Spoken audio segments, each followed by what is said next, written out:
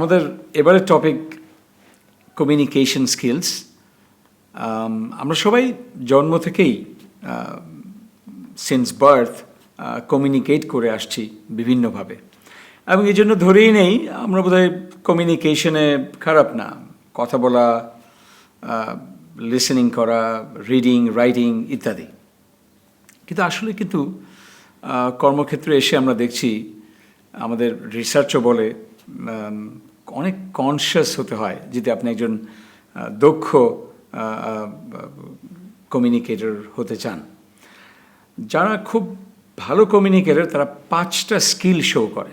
তারা খুব ভালো লিসেনার হন, তারা খুব ভালো প্রেজেন্ট করতে পারেন, মানে স্পিক করতে পারেন, তারা রিডিং, রাইটিং এগুলোতেও ভালো, এবং আরেকটা খুব গুরুত্বপূর্ণ এরিয়া হচ্ছে নন ভার্বাল কমিউনিকেশন। আমরা কিন্তু শুধুমাত্র রিডিং, রাইটিং, স্পিকিং, লিসেনিং দিয়েই কমিউনিকেট করি না। আমরা আমাদের এই যে আই কন্ট্যাক্ট, তারপরে যে জেস্চার, আমরা কি বসে আছি এটাকে বলে পশ্চার, এমনকি পোশাক আশাক, অনেক কিছুতেই কিন্তু আমরা কমিউনিকেট করে থাকি। তো সেটাই, এই 5টি স্কিলে যারা ভালো হন, যেগুলো বললাম, তারাই অনেক জীবনের সফলতায় অনেক এগিয়ে যান। রিসার্চ বলে গুড কমিউনিকেটররা কিন্তু অনেক তাড়াতাড়ি একটা অর্গানাইজেশনে এগিয়ে যান। এখন আমরা চলে আসি, কমিউনিকেশনটা কখন মিসকমিউনিকেশন হয়ে যায়। দেখবেন আমি একটা কথা বললাম আর আমি কিন্তু ধরে নেই যে আরেকজন বোধহয় বুঝলো, যে এই জিনিসটা যেন আমি না করি, এই জিনিসটা যেন সুপারভাইজাররা না করেন। একটা ভিন্ন ধরনের উদাহরণ দেই। আমি বলছি এখন যে কন্নিচিওয়া হন্তনি দোমো আরিগাতো গোজাইমাশিতা। অবশ্যই কিছুই বুঝতে পারেননি। আমি জাপানি পড়ালেখা করেছি, সেজন্য তো জাপানি ভাষায় বললাম শুভেচ্ছা, আপনাদের সবাইকে ধন্যবাদ। কিন্তু কোনো মিনিং কিন্তু আপনার কাছে দাঁড়ায়নি। তবে আপনি যদি জাপানিজ ভাষা জানতেন তাহলে বুঝতে পারছেন। আচ্ছা, এটা তো গেল অন্য ভাষার কথা।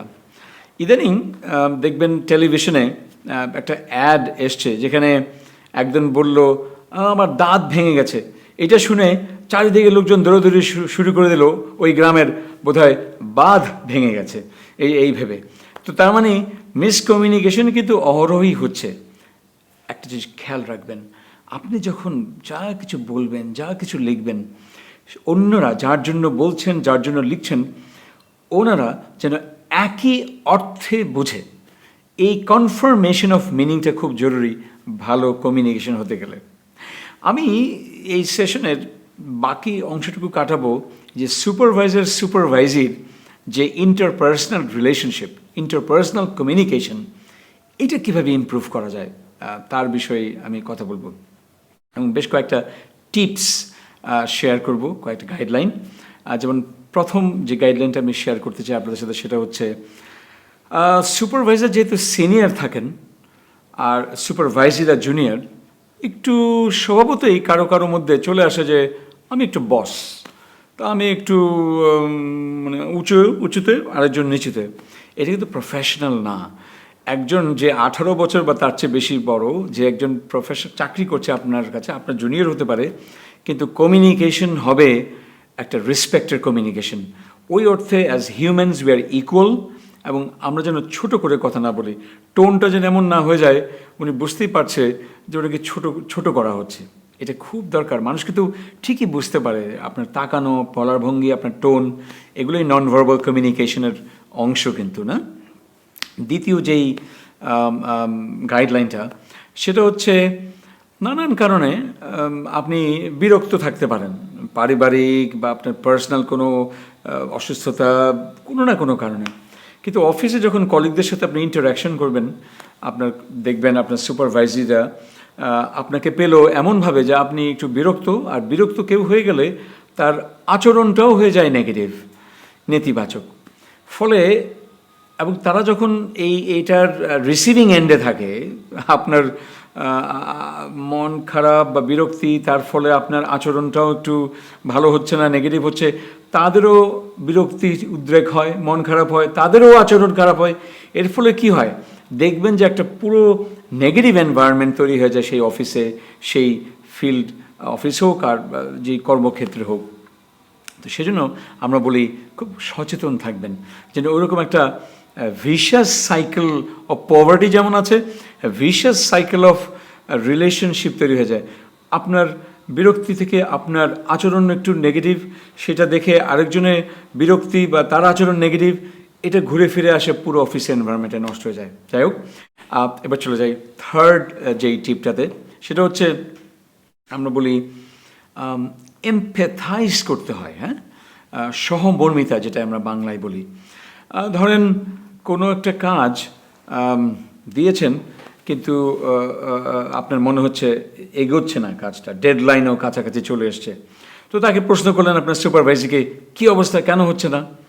অনেক সময় কি সেই বলার ভঙ্গি বা সেই বলার সময় এমন ইমপেশেন্স শো করা হয়ে যায়, তখন ওই সুপারভাইজি খুব আনইজি ফিল করেন, আনকমফোর্টেবল হয়ে যান এবং ভাবেন যে আপনি বোধহয় তাকে পছন্দই করছেন না। পুরো জিনিসটা কিন্তু অন্যদিকে চলে গেল।